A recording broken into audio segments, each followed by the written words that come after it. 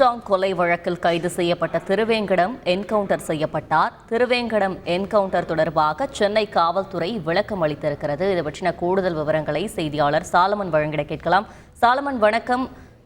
சென்னை காவல்துறை என்ன விளக்கம் அளித்திருக்கிறது? முழுமையான விவரங்களை பதிவு செய்யலாம்.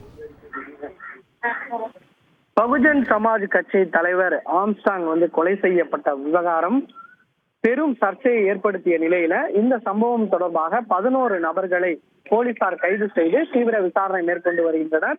குறிப்பாக இந்த வழக்குல தொடர்புடைய மொத்தம் 11 நபர்களை 5 நாட்கள் காவலில் எடுத்து செம்பியம் போலீசார் விசாரணை மேற்கொண்டு வரும் நிலையில திருவேங்கடம் என்பவர் இன்று காலை அதில் தொடர்புடைய ஒரு குற்றவாளியான திருவேங்கடம் என்பவர் இன்று காலை போலீசாரால் என்கவுண்டர் செய்யப்பட்டார். அவரது உடலானது பிரேத பரிசோதனைக்காக ஸ்டான்லி அரசு மருத்துவமனையில் வைக்கப்பட்டுள்ள நிலையில இந்த என்கவுண்டர் செய்யப்பட்டது எப்படி, எதற்காக என சென்னை காவல்துறை அதிகாரப்பூர்வ விளக்கம் ஒன்றை அறிவித்துள்ளது.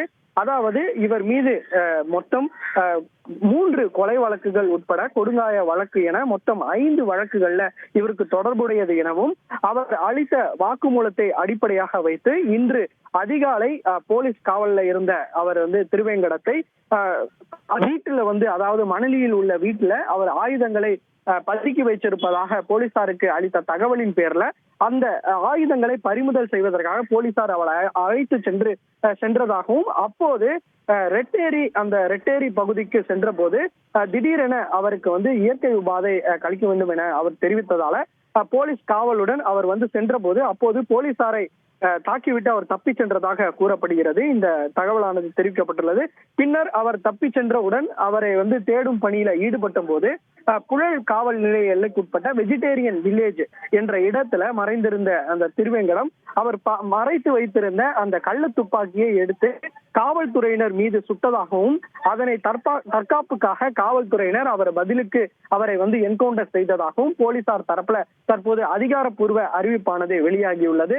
தற்போது அந்த என்கவுண்டர் செய்யப்பட்ட திருவேங்கடத்தின் உடலானது தற்போது பிரேத பரிசோதனைக்காக ஸ்டான்லி அரசு மருத்துவமனையில் வைக்கப்பட்டு தற்போது அவரை மேஜிஸ்ட்ரேட் அடுத்ததாக அவரை முழுவதுமாக ஆய்வு செய்து அதன் பின்பாக உறவினர் கையெழுத்து பெற்று அவரது பிரேத பரிசோதனை நடைபெற இருப்பதாக போலீசார் தரப்புல தகவல் தெரிவிக்கப்பட்டுள்ளது. விவரங்களுக்கு நன்றி சாலமன்.